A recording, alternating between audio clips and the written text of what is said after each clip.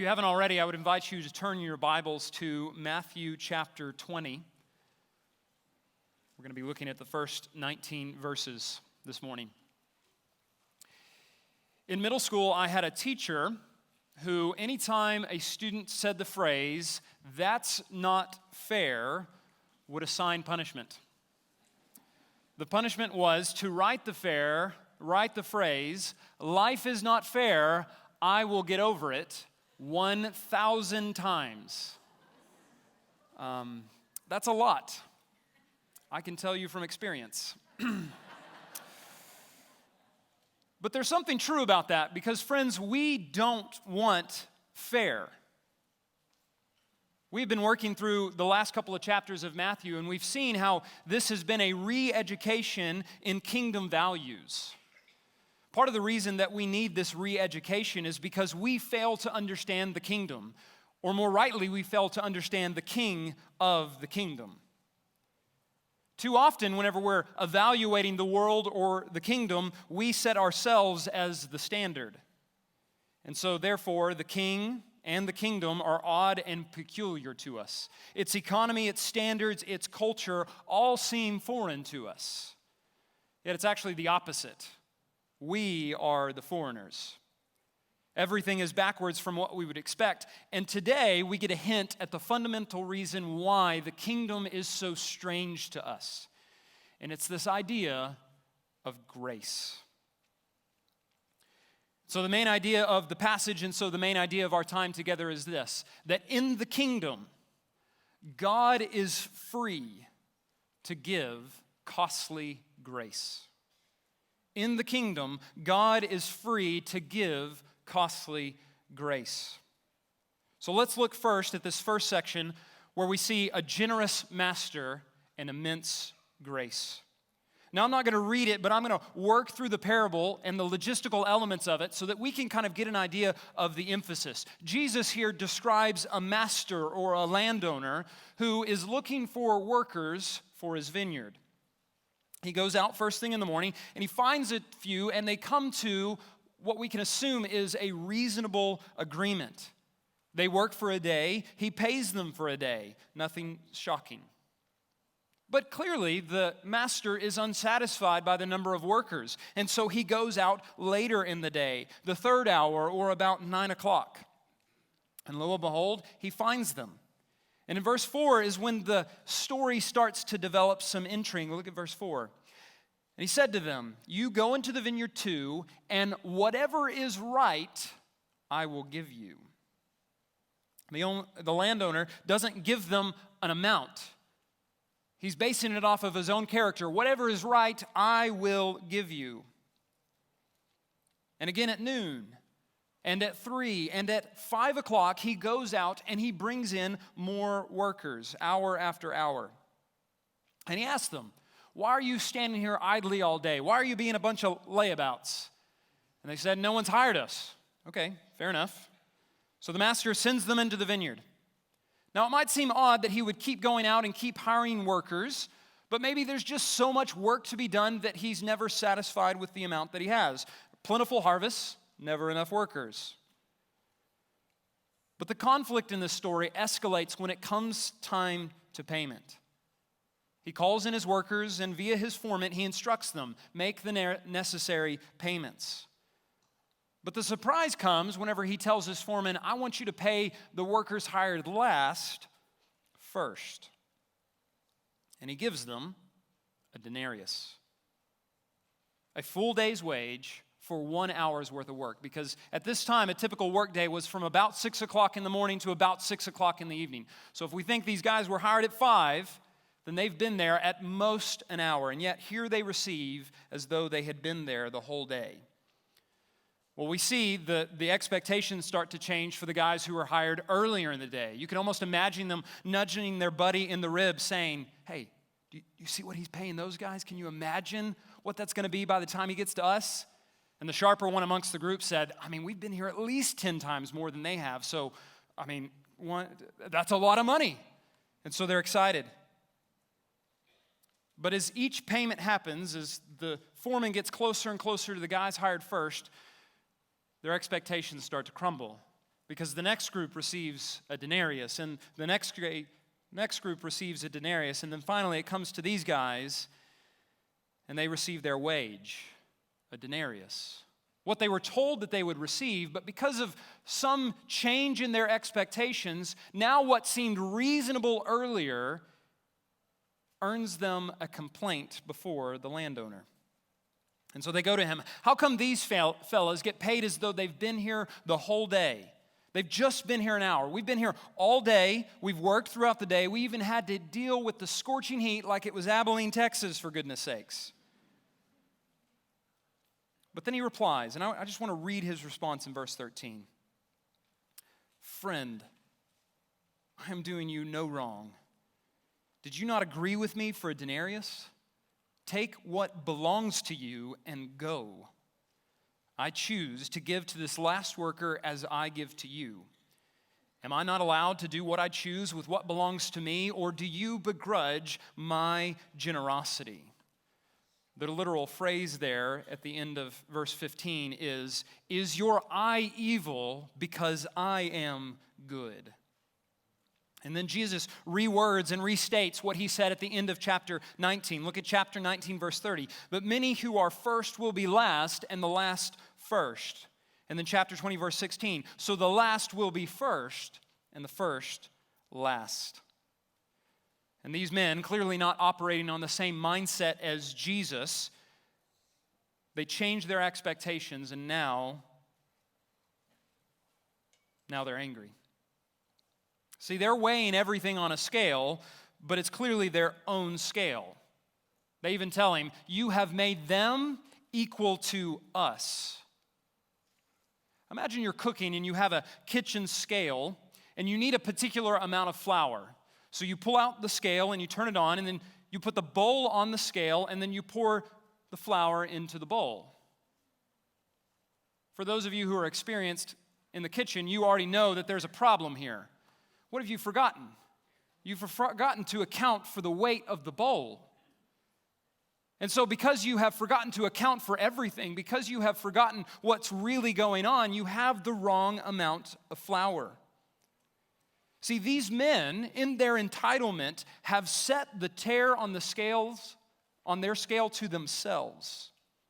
They have made themselves the standard by which payments ought to be made. And what does this do?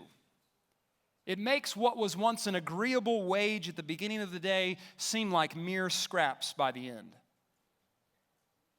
But I want you to notice here, the landowner creates this conflict.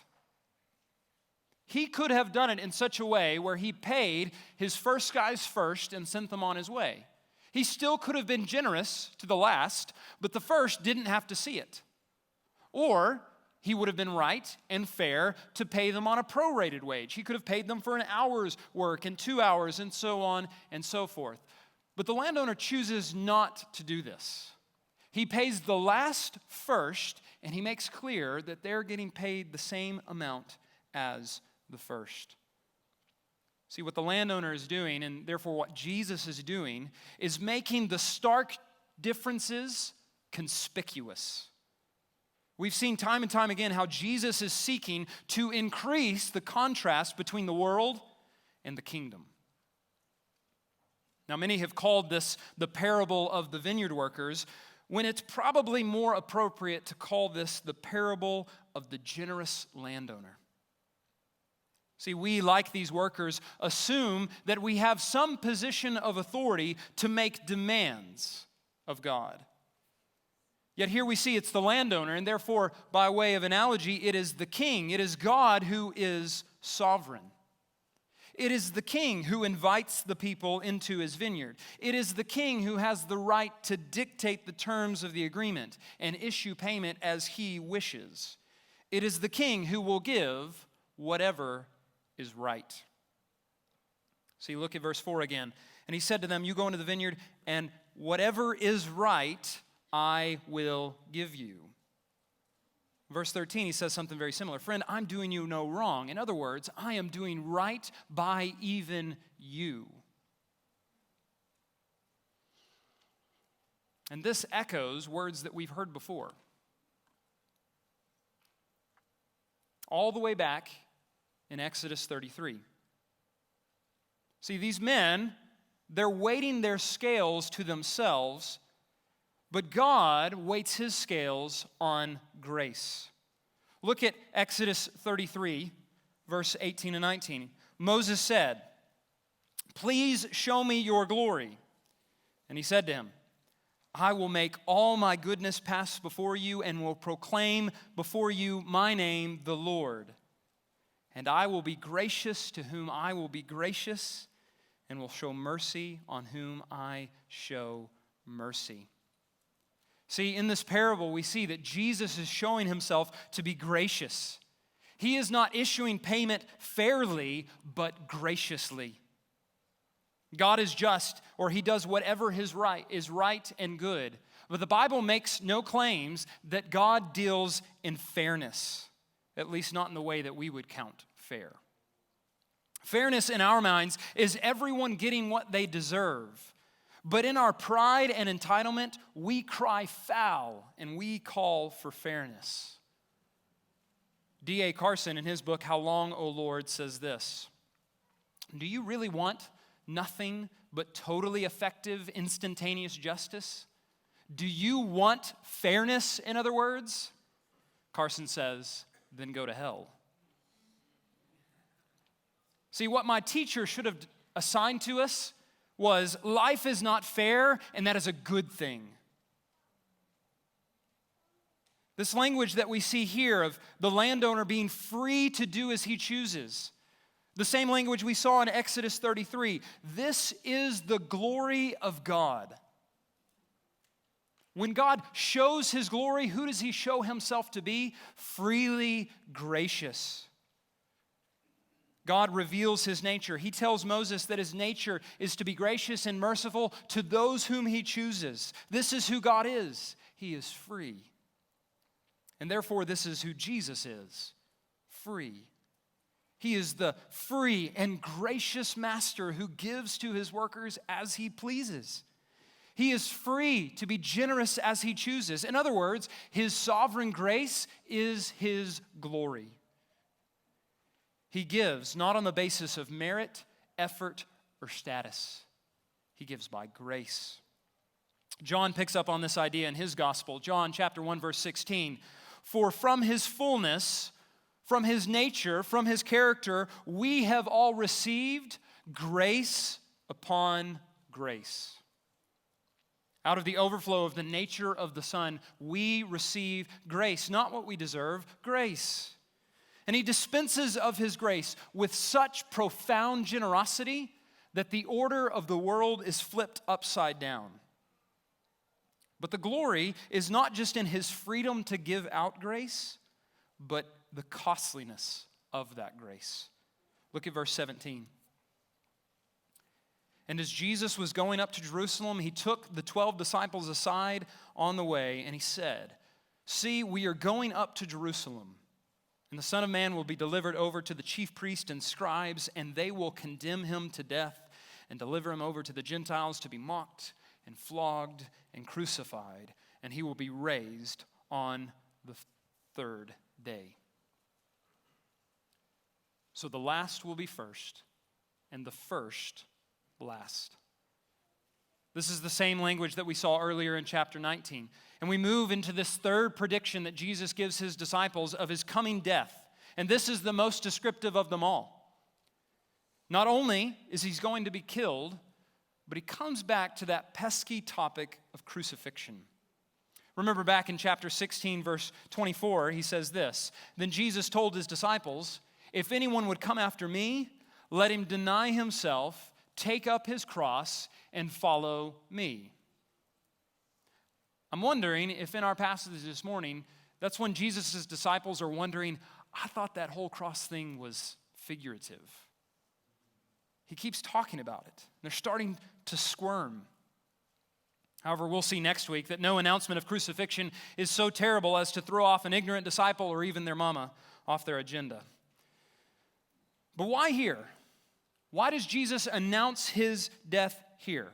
I think we'll see more of this next week. But I think the key for why it's after this parable is in verse 15. Look in verse 15 with me. Am I not allowed to do what I choose with what belongs to me? Now go down to verse 28. Even as the Son of Man came not to be served, but to serve and to give his life as a ransom for many. As we've said before, Jesus, as the sovereign king, is free. He has no obligation apart from those that he himself installs. He is free to do what he desires with what he has. And brothers and sisters, this is what he does with his freedom. He gives his life. John chapter 10, verse 18. No one takes it from me, but I lay it down on my own accord. I have authority to lay it down, and I have authority to take it up again. This charge I have received from my Father. Jesus is the first made last. We see this really clearly in Philippians chapter 2, verse 5. Christ Jesus, who though he was in the form of God, did not count equality with God a thing to be grasped or to be taken advantage of, but emptied himself by taking the form of a servant, being born in the likeness of men, and being found in human form. He humbled himself by becoming obedient to the point of death, even death on a cross. And with his free choice, with his freedom, with this work, Jesus accomplishes the very thing that we need: justification before God. Right standing before God. See, friends, this is the wage of the kingdom. To become a citizen or a worker of the kingdom is to receive this wage. By grace, we are given right standing before God. Romans 5 makes this clear, verse 17. For if by one man's trespass, death reigned through that one man, much more will those who receive the abundance of grace and the free gift of righteousness reign in life through the one man, Jesus Christ. See, by grace, we are given the very thing that we need. All who come in faith receive grace. And God shows his glory in this way. He demonstrates exactly who he is in his free and generous outpouring of this grace. Grace to those who are first, and grace to those who are last. Grace to the Jews, and grace to the Gentiles. Grace to the apostles, and now to the church. Grace to Peter, who would end up dying with Christ, and grace to the thief who would die next to Christ. And this is how the parable is laid out. No one comes into the kingdom without an invitation. And we'll see in a few weeks, no one comes and joins the wedding without an invitation. But even the invitation is grace. It's all grace from the first to the last. It is unmerited, it is unearned, and friends, it is even unsolicited. We didn't ask for it, but God gave it to us. Free grace. So how do we think through this? How do we apply this? Well, I think the first thing that this passage would warn us of is to beware of entitlement. Beware of entitlement, which has pride for its root. When we are entitled, when we assume that we ought to receive something from God outside of his promises, this is pride robbing us of the joy of grace. This morning, do you find yourself cold to the thought of grace? Does the mention of God's grace towards you, a sinner, fall flat on your ears? Does it fail to even move an ounce of emotion within your heart? Does this grace strike you as marvelous, infinite, and matchless? This morning, are you in awe of God's grace to you? If not, pride is probably skewing your scales. Pride robs you of enjoying God's grace. It becomes a term within the church that we just throw around and use. Grace, grace, grace. Let's say grace. Let's talk about grace. But when we think of grace, is it just a word or is it an earth-shattering reality? See, we all are guilty of being like the first hired hands, entitled to the point that we begrudge our generous master. And this happens when we don't see things rightly. Remember that the man is said to have an evil eye. And this is the same language that Jesus uses in the Sermon on the Mount. Flip back to Matthew chapter 6, verse 22 real quick. Jesus says, the eye is the lamp of the body. So if your eye is healthy, your whole body will be full of light. But if your eye is bad, your whole body will be full of darkness. If then the light in you is darkness, how great is the darkness? Jesus is saying the way that we see things, what we behold, what we understand, shapes our hearts. In pride, our eyes grow dark. We fail to see reality. And the hard part is that this is the default bent of our heart, to think too highly of ourselves, and so we downplay grace. Jonathan Edwards, in one of his articles, puts it this way in terms of the danger of pride. Pride takes many forms and shapes and encompasses the heart like the layers of an onion. When you pull off one layer, there is another underneath. Therefore, we need to have the greatest watch imaginable over our hearts with respect to this matter, and to cry most earnestly to the great searcher of hearts for his help. Because we wake up every morning and we orient our days and thus our lives to ourselves. And this is what pride does. This is what entitlement does. It considers ourselves to be the standard and then weighs everything else accordingly. But as we've noted already, those scales are off.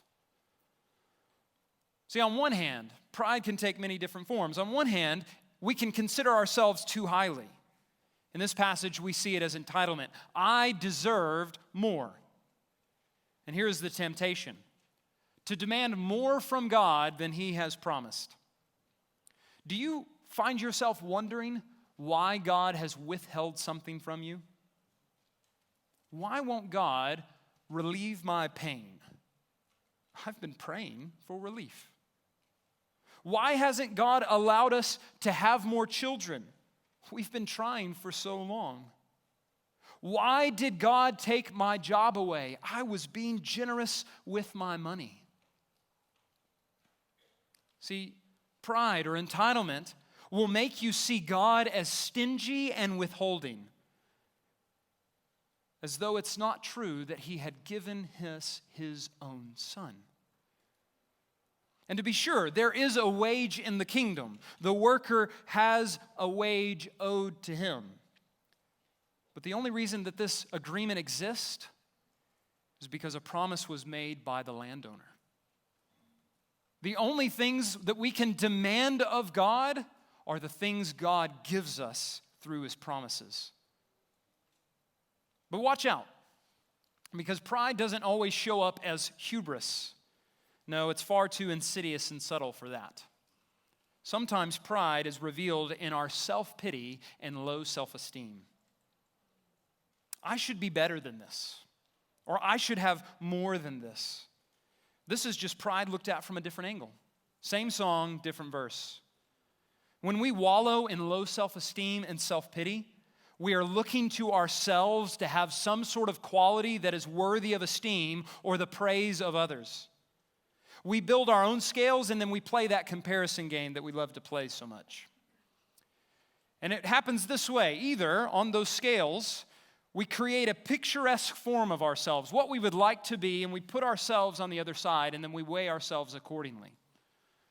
Or worse, we take someone else and we put them on that scale and then we weigh ourselves accordingly. And then we wonder why we don't measure up. This is the person who's always asking, why am I, or as one author put it, why am I not smart enough? Why am I not attractive enough? Why am I not competent enough, gifted enough, organized enough, educated enough, successful enough, rich enough, or prominent enough? Friends, do you know what the Bible calls this? Idolatry. To gauge the value of our lives and God's providence that orchestrate our lives by any other measure than God and His Word is to craft idols of our own design. We are not better than these men, even in the church. We look down the line of God's grace that He gives to others, and we wonder why we didn't get the same. And some of the chief evidence that this sin is so prominent and so effectual within our hearts is the multi-billion-dollar industry of social media that's built on the premise of status and achievement. We either spend all of our time comparing ourselves to others or crafting a literal picturesque representation of ourselves to portray to the world. And all the while, we wonder why we have self-image issues. Every time that we open our phone, we're reminded, you don't work out enough, you aren't a good enough mom, you probably should have more invested by now, there's a book you haven't read, and there's a podcast that you're not listening to. See, the pride in our hearts wants so bad to measure up to the world. But friends, it is against Christ that you will be measured. It is against Christ by which all of humanity will be judged. So even in your self-pity, your pride has blinded you to the fact that you're actually much worse than you think. When we lose sight of this, we lose sight of God's grace. So stop looking to yourself. Look to Christ. Look to Him who shows Himself in this parable. With each invitation that this landowner gives, and with each payment that he reveals, his generosity is opened up and exposed. See, over the course of this parable, the landowner doesn't become more generous. He decided all the way back in verse 4, what is right. It is then the men who start to realize just how generous of a man they're dealing with. See, whenever we begin to understand grace, it isn't God's grace that's growing. It isn't God's generosity that is growing. It is our understanding of His grace and generosity that grows. This is how it works. God doesn't change over time. Our perception and understanding of Him changes. So don't grow angry when someone else receives a measure of grace that you wanted. Don't grumble when your coworker gets the promotion and not you. Don't wallow in self-pity when you think your friend's life is put together and yours is not. Don't grow bitter when the ministry of another person or even another church seems to be growing when yours appears small. Instead, live like you were hired at the 11th hour. It will not do in the kingdom to compare yourself to other workers. That's not how the kingdom works. We cannot rightly weigh God's grace to each other in comparison to each other. Instead, we weigh God's grace on His scales. We consider ourselves the least and undeserving of the grace of God, because that is exactly who we are and what we are. Because if we don't understand humility before God, then we will undervalue grace. Just as these workers undervalued the denarius, so the disciples are tempted to undervalue the grace of God towards Him. That's what prompts this parable. Peter's question back in chapter 19, verse 27. Notice what Peter asks. Then Peter said in reply, "See, we have left everything and followed you. What then will we have?" See, Peter's concerned that his return on investment isn't going to cash out. Peter, James, John, their mom, and all the rest of the disciples want to forget about this whole crucifixion thing. They think if we do enough, God will bless us. Friends, that is the prosperity gospel, and that will send you to hell. God's kingdom works on grace. And it's the very reality of the crucifixion of Jesus that will cure you of your pride. It is in the humiliation of Christ where all pride goes to die. Because Jesus was the first the preeminent one, the eternal Son of God, worthy of all glory and all honor, who took on flesh and the cross for you. It is in the humiliation of Christ where our pride dies, but it is in the glorification of Christ that the wage of the kingdom receives its value. For in the announcement of his death and resurrection, Jesus says, this is what grace looks like. Jesus gets what we deserve, and we get what he deserves. So don't rebuff at the grace extended to you. If you are here this morning and you have never responded to this grace, know that it is offered to you. If you would just turn from your sin and cling to Christ, it will cost you something. It will cost you your life. But in so doing, you will gain Christ's life. So come and receive this gift of grace, just as we see with Moses on the Mount. See, he asked to see God. He asked to see God's glory, and God tells him, no, it's too much. But listen to those words again. Exodus 33, verse 18. Moses said, please show me your glory. And he said, I will make all my goodness pass before you and will proclaim my name before you, the Lord. And I will be gracious to whom I will be gracious and will show mercy on whom I will show mercy. God says, yeah, I'm going to show you my glory. I'm going to reveal my nature to you. But, he said, you cannot see my face. For man shall not see me and live. And the Lord said, behold, there is a place by me where you shall stand on the rock. And while my glory passes, I will put you in a cleft of the rock, and I will cover you with my hand until I have passed by. As we'll sing in a moment, friends, Jesus is the cleft in the rock. He is the one, by his grace, who offers us protection from the judgment and glory of God. Apart from his protective work, apart from his salvific work on the cross and resurrection, when you see God, without that, you will be crushed. But by the grace of God, if you find yourself in the cleft of the rock, by grace, you will be saved. Let's pray.